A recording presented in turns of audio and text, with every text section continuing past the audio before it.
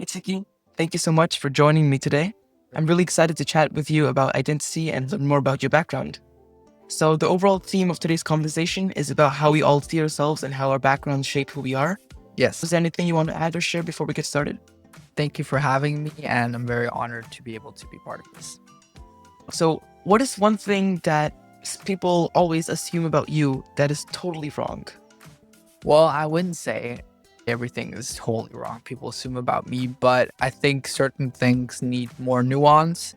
This is not just about identity. This is just about a person in general. A person in general is so complicated, and a lot of people, they tend to put people in certain boxes based on certain traits of who they are, be it their ethnicity, their nationality, whatever, right?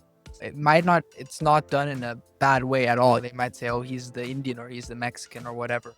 But I'd say that misconception about me, big one, probably is just who is you? I have heard a lot of people from where I come from think I come from places I haven't even been to. There is a variety of misconceptions that can arise, and I think that was part of being a human being as a whole, because that's just a very complicated thing. You make a really good point. I mean, all of us are so different. All of us have our unique aspects, right? So it's impossible for someone to really make a generalization about us and even be halfway correct. Yes. So you mentioned your background, right? When you look back to your background, maybe as German or Mexican, maybe in the UK, maybe in the US. So what is one tradition or memory that instantly comes to mind? So I would say it's very, in terms of background, tradition, I have a lot of traditions with certain parts of my family. For example, Mexican, we Dia de los Muertos, we celebrate that pretty big, and that's a big deal. And we have the whole altar and the bread, and like those are a lot of memories that you know bring out my Mexican side, and I'm very happy and everything.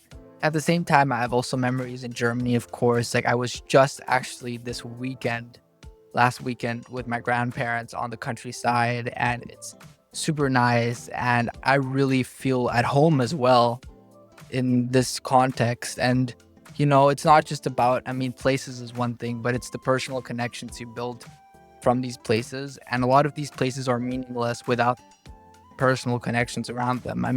For example, I would say, a place like Virginia, it's a really nice place, but it wouldn't have the same weight if it wouldn't be for my godparents and all the memories I built over there. Same thing for even Spain. I always go to southern Spain, and I went there a lot when I was young. So it's the memories you make of a place and the people that are part of it. And, there's a lot of traditions, but they don't even have to be big traditions. They can be small traditions.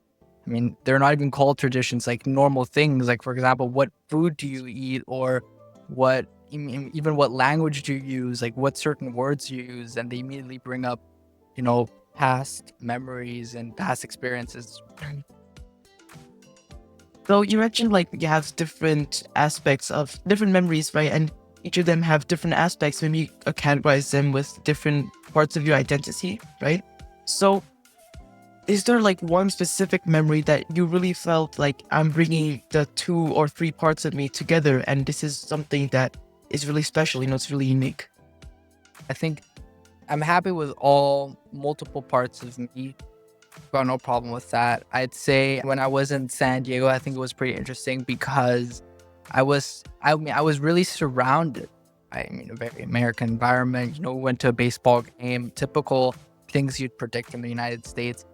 But I was with my Mexican family, so that really, changed the perspective on certain things. I think experiences like where you feel at home or what community you belong to is a very complicated thing, and who you feel a part of changes a lot throughout your life.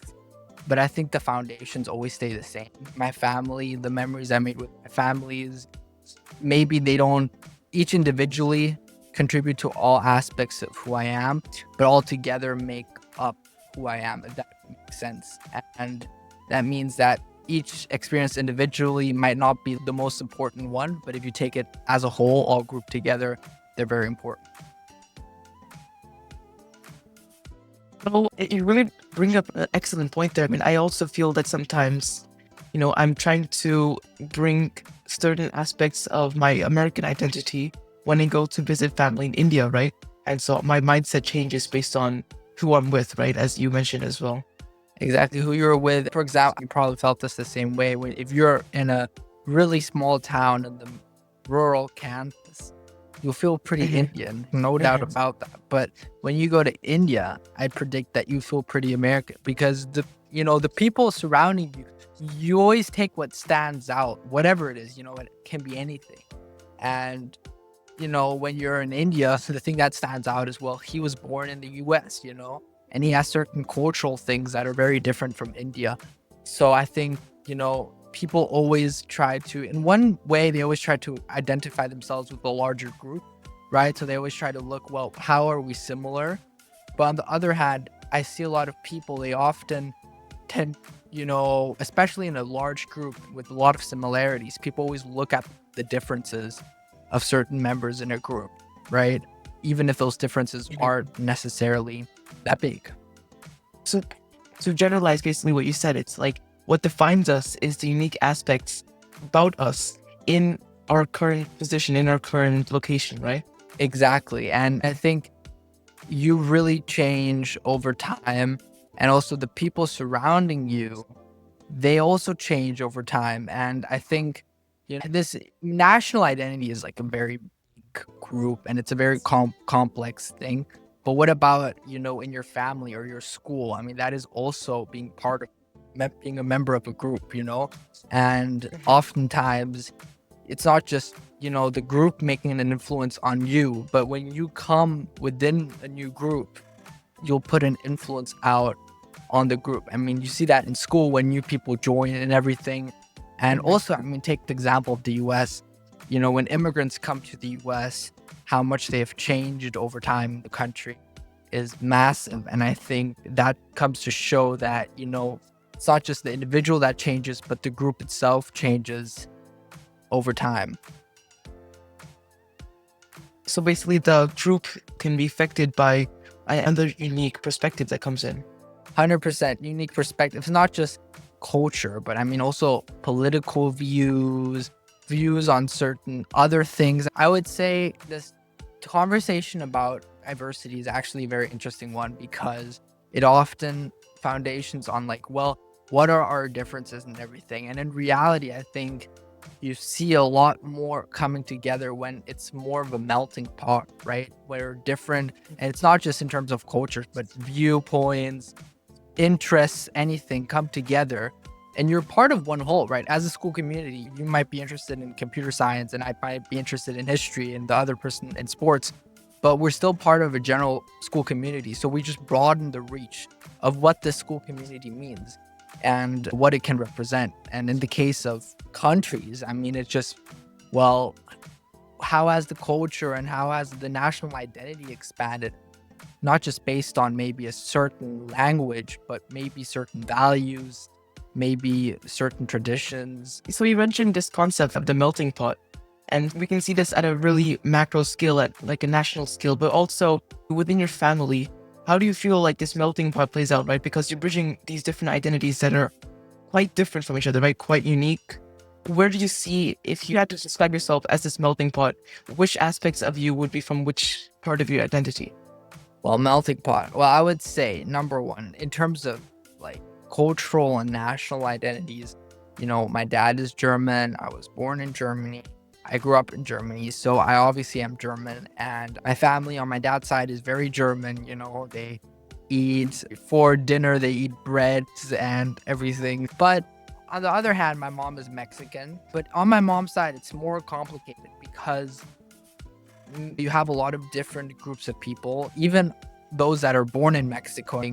It is more diverse. For example, my cousins have Lebanese ancestry, and then my grandma is an American. But to be honest, there has been multiple influences around my life in terms of US culture. You have my family, obviously, that's one thing, but also simply the fact that I grew up so strongly around English that I feel very comfortable speaking English. So, for example, linguistically, I would say I'm much more American than I'm in any other Mexican or German, because I'm not comfortable speaking Spanish or German at the same level I'm speaking right now with you in English. But for example, faith wise, I mean, my mom, Mexico is a very Catholic country, has really instilled a lot of Catholic values and in a lot of Catholic beliefs. So I think that has also really shifted, my faith side.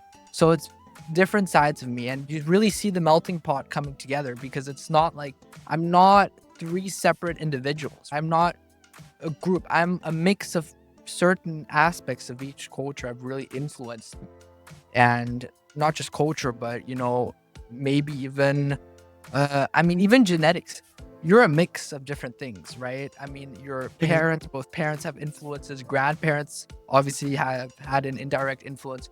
So it's not just a cultural, but also genetic and societal melting pot that has created you. And so how is being a Mexican, German, American, and you also spend a lot of time in Spain and the UK. So how has this shaped the way you see the world? Well, first of all, I would become much more open, because I've realized there's different viewpoints of each side.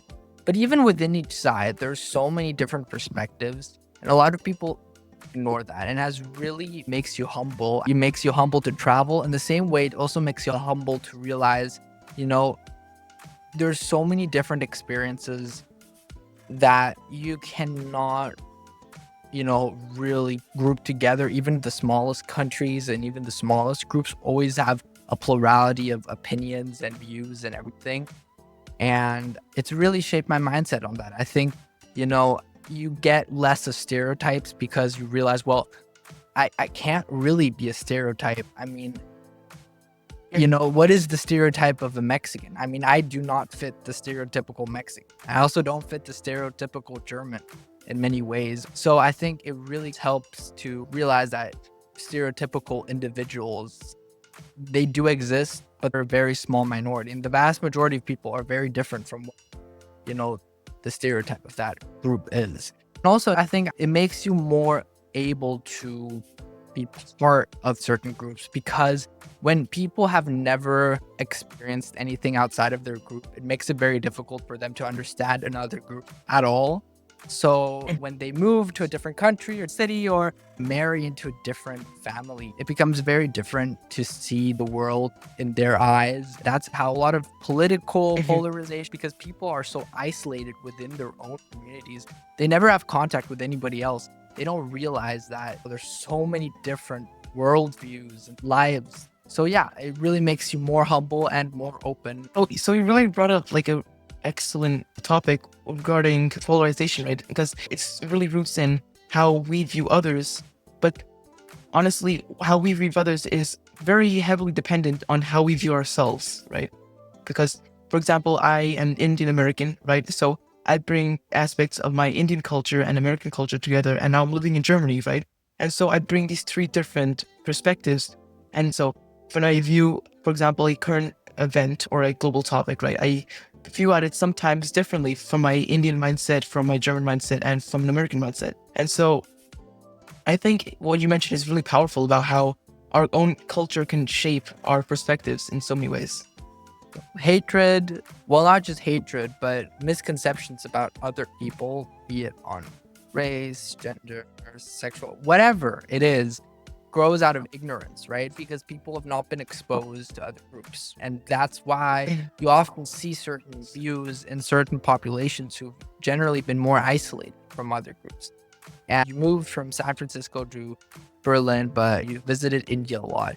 If you think about San Francisco in terms of generally how progressive it is to India, which is generally more conservative, even within those places, there's a huge difference. But in general terms, people really use certain topics with such a difference. It really takes away the them versus us mindset, because you can put yourself in other people's shoes, and that really helps against polarization. Polarization is a massive issue because people are unable to put themselves in other people's shoes, and they see anything but their own view as a threat, right? If we all live in our own bubbles, this has really worsened with social media, because social media just gives us whatever we want to hear. then you cannot create a functioning society because people Mhm. cannot agree on anything and they're just trapped within their own opinions. So bringing something up that you said a few minutes ago about stereotypes, right? What is some of the main stereotypes that people from school, for example, people from outside of school, or just in general, people have about you based on different aspects of your culture? Well, first of all, I've never been called a Mexican. Ever. Mhm. Okay. And that is something, honestly, when I was little, it really messed with my brain because I was like, I do not look Mexican. Like, I don't know what happened to me, like, why I'm so white. But what I really learned actually is, in a way, you can also embrace certain stereotypes and you can really, I mean, what is a stereotype about Germans? Well, I don't fit in the stereotypical German in many ways, but sometimes I do. Like, I take walks. I like to take my walks. I mean, I really do. And there's nothing bad about that. I think a lot of people, there's another extreme from being in a box, which is trying to always fit outside the box. And I see this a lot with American tourists, for example, in European countries, where they Mhm. tend to be like, oh, well, what's happening in the US right now with all the current situation? And you see that a lot in people who, they try to go against all the stereotypes, right? And it's really harmful Mhm. for certain communities. I just watched a movie, really recommend it. Hate You Give. The book is really good. And it basically talks about police brutality with this one black girl and everything. But a really powerful narrative. She arrived at the school because she lived in a poor African American neighborhood and she went to a predominantly white school. And she really had to conform to being, stereotypically white, going against everything that was even close to being African American. And so I Mhm. think those are the two extremes people really have to be careful of. Like, on one hand, you have to be like, well, I'm not in a stereotype. But on the other hand, well, there's stereotypes slightly do exist for a reason. I mean, there is certain similarities if you're naturally interested in certain areas that your group will also be interested. So relating to the story that you just mentioned, it's especially dangerous that you have to choose between two aspects of your identity, and even more dangerous if one of those aspects isn't something that you can even relate to. 100% relate So, to. And I see that a lot. And I think a lot of people, when they talk about, well, with the stereotypes, for example, like, well, what stereotypes do you get? I mean, for example, I Mhm. would say most people I meet from the beginning on, you know, they, they think, well, I'm an American, they immediately come to that conclusion.